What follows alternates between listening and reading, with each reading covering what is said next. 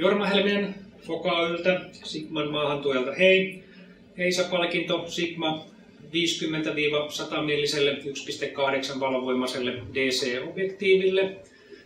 Objektiivi on perusobjektiivi 3 eri polttovälillä. Sieltä löytyy vanhaa kinovastaavuutta 85 millinen, 105 millinen, 135 millinen.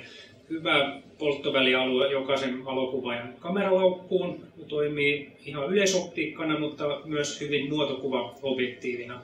1,8 valovoima on tämän tyyppisessä zoom-objektiivissa ensimmäistä kertaa maailmassa.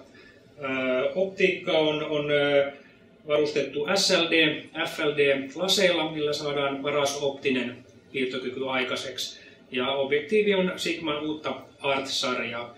Ja ehkä sellainen teknisenä hienoutena vielä pieni yksityiskohta objektiivin sisältä on hiilikuitu runkoon valmistettu hiilikuitulamellit himmentimessä, mikä on ensimmäistä kertaa maailmassa myös käytössä.